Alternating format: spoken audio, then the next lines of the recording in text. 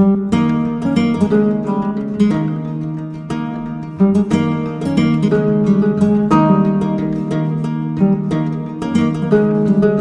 Afternoon বন্ধুরা, welcome back to my channel. সবাই কেমন আছো বন্ধুরা? আশা করি সবাই খুব ভালো আছো। গায়ে হলুদ বিয়ে সমস্ত কিছুই মিটে গিয়েছে, এবার হলো বৌভাতের পালা। আজকে বৌভাতের জন্য আমরা সবাই মিলে বেরিয়ে পড়েছি। বৌভাত একদম ঘরোয়াভাবেই হচ্ছে, তার জন্য একটু সিম্পল সেজে সবাই মিলে আমরা বেরিয়ে পড়লাম। দেখতে দেখতে দুটো দিন চোখের নিমেষে কেটে গেল। এই 2-3 দিন কম ধকল যায়নি আমাদের ওপর দিয়ে। বাড়িতে অনুষ্ঠান থাকলে যেটা হয় আর কি, তাই আজকে সবাই মিলে রেস্ট করে একটু দেরি করেই বেরোলাম বলা যায়। অনুষ্ঠান বাড়িতে সবাই মিলে একসঙ্গে যেটা হয় আর কি, আনন্দ হই হুল্লোড় করতে করতে ঘুমটুম তো একেবারে উড়ে গিয়েছিল। তাই ঘুম থেকে উঠতে এতটা লেট হয়েছে, আমাদের এখানে পৌঁছতে কিন্তু বেশ ভালোই লেট হলো। অবশেষে তোমাদের সঙ্গে গল্প করতে করতে আমরা বোনের বাড়িতে পৌঁছে গিয়েছি। বোনের বাড়ি বলতে বোনের শ্বশুর বাড়িতে।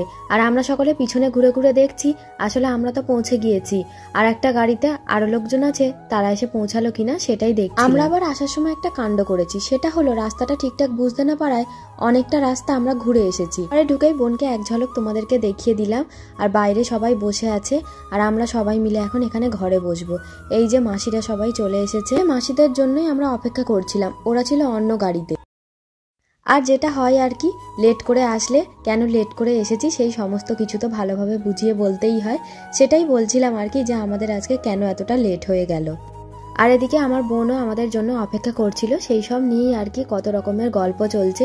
আর সবাই মিলে ঘরে এক জায়গায় না আমরা বসে আছি। আর আমাদের বাড়ির ছোট্ট যে মেম্বার, সেই মেম্বার আর কি ঘুমিয়ে পড়েছিল। এই সবেমাত্র ঘুম থেকে উঠলো। ঘুম থেকে উঠে না চুপচাপ চারিদিকে দেখছে, হয়তো ভাবছে যে হঠাৎ করে আমি কোথায় চলে আসলাম।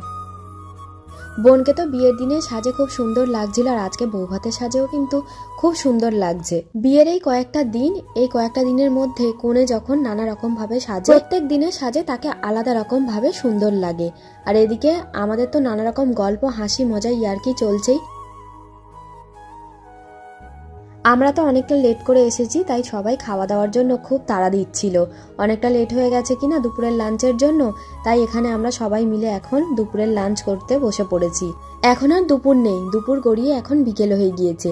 আর বিয়ে বাড়িতে আর যে কোনো অনুষ্ঠান বাড়িতে এগুলো চলতেই থাকে। আর এখানে সানায়াও আমাদের মাঝে বসেছে দুপুরের লাঞ্চ করতে। ওকে না বাড়ি থেকে আমি খাইয়েই নিয়ে এসেছি। ওর তো ইচ্ছা হলে একটু খাবে, না হলে খাবে না, তাই বাড়ি থেকে ভালোভাবে খাইয়ে এনেছি। এখন আমরা সবাই একসঙ্গে খেতে বসেছি, তো সবাইকে একসঙ্গে বসতে দেখে ও আমাদের মাঝে বসে খাওয়া দাওয়া করছে, দেখেও ভালো লাগে এরকম, তাই না? বিয়ের দিনের খাওয়া দাওয়া তো আমি দেখানোর একেবারেই সুযোগ পাইনি, তবে আজকের এই বিরিয়ানিটা দারুণ টেস্ট হয়েছে। খাওয়া দাওয়া কমপ্লিট করে আবার আমরা আসলাম বোনের কাছে। এখানে এসে সবাই মিলে একজোট হয়ে বসে আবার শুরু হয়েছে গল্প। একটা অনুষ্ঠানে যখন অনেক লোকজনের ভিড় থাকে, তখন নিজের লোকদের সঙ্গে বসে গল্প করার, আড্ডা মারার কোনো সুযোগ সুবিধাই পাওয়া যায় না, এত ব্যস্ততার মধ্যে কাটে। তবে এই যে ঘরোয়া একটা অনুষ্ঠান, আমরা বাড়ির লোকজনই যেহেতু আছি, এখানে সবাই মিলে একজোট হয়ে বসে এই যে সময়টা কাটাচ্ছি, এই সময়গুলোর আজকাল বড়ই অভাব। তবে হ্যাঁ, সবকিছুর মধ্যে সব রকম আনন্দ মিলেমিশে থাকে। শীতের বেলা তো, বেলা এতটাই ছোট যে একটু পরেই হয়তো সন্ধে নেমে যাবে, সেই সব নিয়েই আমরা আর কি বলা বলি করছিলাম।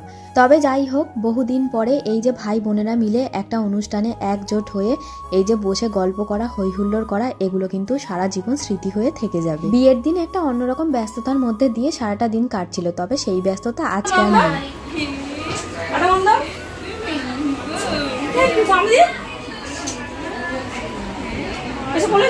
খোলা এই দেখে দেখে দেখে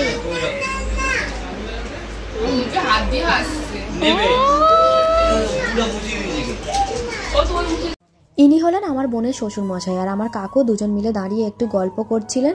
আজকে রাতেই আর কি নতুন বর আর বউ ওই বাড়িতে যাবে, সেই সব নিয়েই আর কি আলোচনা চলছে। আর এদিকে আমরা ফটো তুলছিলাম, একটু হাতে সময় পেলে যেটা হয় আর কি। আর আমার বোন গিয়েছে লাঞ্চ করতে, আমরা তো দেরি করে আসলাম, তাই আমাদের খাওয়া দাওয়া হয়ে গেলে ওরা বাড়ির সবাই মিলে গিয়েছে লাঞ্চ করতে। এই টুনটুনি আমাদের ছোট্ট রিহানার আবার ঘুম পেয়ে গেছে, তাই শুরু করেছে কান্নাকাটি। বোনের শ্বশুরবাড়ি থেকে ফিরেছি বেশ অনেকক্ষণই হলো, প্রায় কয়েক ঘন্টা কেটে গিয়েছে। আর বোনের শ্বশুরবাড়ি থেকে বোনের বর, বোনের নন্দাইরা সবাই এসেছেন, তাদের জন্য নাস্তার প্লেট সাজানো হচ্ছে। সবাই মিলে যখন বৌভাত থেকে ফিরছিলাম, গাড়িতে হই হুল্লোড় করতে করতে তোমাদের সঙ্গে বাকিটা শেয়ার করতেই ভুলে গিয়েছি। আর এদিকে সানায়ের কাণ্ডটা একবার দেখো তোমরা।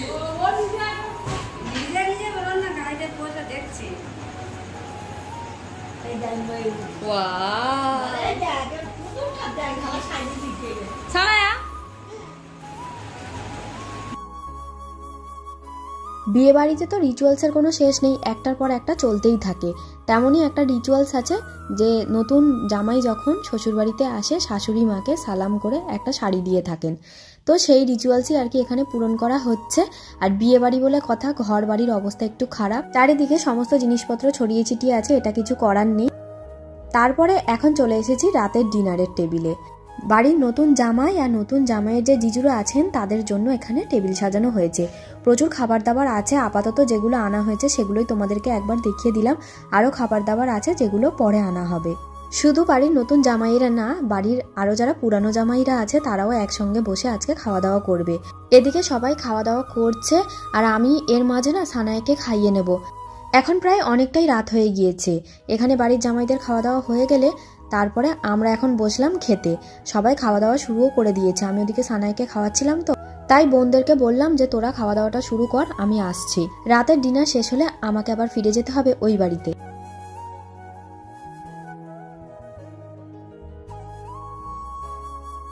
সকাল সকাল ঘুম থেকে উঠে একদম তাড়াহুড়ো করে বেরিয়ে পড়লাম, কারণ আজকেই আমাদের ফিরে যেতে হচ্ছে হলদিয়াতে। কাল রাতে ফিরেছিলাম, তারপরে তোমাদের সঙ্গে আর কিছুই শেয়ার করা হয়নি।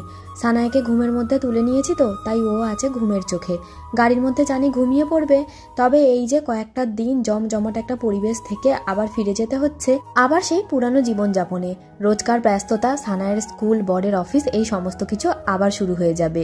তবে এই যে কয়েকটা দিন চোখের নিমেষে হই হুল্লোড় করতে করতে যেভাবে কেটে গেল, এই দিনগুলো সত্যিই অমূল্য। বাড়িতে ভাই বোনেরা মিলে হই হুল্লোড় করতে করতে যেভাবে কটা দিন কাটিয়েছি না, সত্যি বলতে কখন যে সময় কেটে গিয়েছে একেবারেই বুঝতে পারিনি। আর তোমাদের সঙ্গে কথা বলতে বলতে এখন আমরা এসে পৌঁছেছি কোলাঘাটে। প্রচণ্ড খিদে পেয়ে গিয়েছে ব্রেকফাস্ট করার জন্য। বাইরে প্রচণ্ড টানা রোদ, বাইরে বসার জায়গা আছে, বাইরে আর বসলাম না, ভেতরেই বসবো। আর এদিকে চোখ মুখের অবস্থা খুবই খারাপ। সানায়া তো অনেক সকাল সকাল ঘুম থেকে উঠেছিল, গাড়িতে বেশ ভালোভাবে ঘুমিয়ে নিয়েছে। আমরা কোলাঘাটে এসে যখন নামলাম তখন ও আবার ঘুম থেকে উঠেও পড়েছে। দুষ্টুটার কাণ্ড একবার তোমরা দেখো, কি দুষ্টুমি শুরু করেছে। সকাল সকাল নিয়েছে ললিপপ। দুষ্টুটা খাবে না, তাও জেদ করে নিল। তবে দেখা যাক ওটা নিয়ে কতক্ষণ বসে থাকে, আর দুষ্টুমি তো করেই চলেছে। আর এদিকে আমাদের টেবিলে চলে এসেছে সকালের ব্রেকফাস্ট। আমরা এখানে অর্ডার করেছিলাম রুটি আর ঘুগনি। এই রেস্টুরেন্টে আমরা আগেও একবার খেয়েছিলাম। কোলাঘাটের ওপর দিয়েই তো সবসময় যাতায়াত করতে হয়, যে কোনো ভালো রেস্টুরেন্ট দেখলে সেখানেই খাওয়া দাওয়া করে নিতে হয়। আর এই রেস্টুরেন্টের খাবার দাবার মোটামুটি ভালো, তবে আজকে না ঘুগনিটাই একটু ঝাল হয়েছিল। তবে এখানকার স্টাফরা খুবই ভালো। আমি যখন ওনাদেরকে বললাম, ওনারা নিজেরাই বললেন যে হ্যাঁ আজকে একটু ঝাল হয়ে গিয়েছে। নিজেদের ভুল ত্রুটিগুলো মেনে নেওয়ার মধ্যে কোনো লজ্জা বা দ্বিধাবোধ না থাকাই ভালো। যাই হোক, আমরা খাওয়া দাওয়া শেষ করে এখন বেরিয়ে পড়েছি আবার হলদিয়ার উদ্দেশ্যে। তবে বাড়িতে যাওয়ার সময় একটা অন্য রকমের এক্সাইটমেন্ট ছিল, আর এই যে ফিরে আসছি এর মধ্যে অনেকটা মন খারাপ আছে। আবার এটাও জানি যে কয়েকদিন পরে তো আবার বাড়িতে যাব। আর বন্ধুরা, আজকের ভিডিওতে যদি তোমাদের কিছু ভালো লেগে থাকে প্লিজ একটা লাইক করো, কমেন্ট করে জানিও। পারলে আমার ভিডিওগুলোকে তোমরা শেয়ার করো, ফেসবুক পেজটাকে ফলো করে দিও, ইউটিউব চ্যানেলটা সাবস্ক্রাইব করে দিও।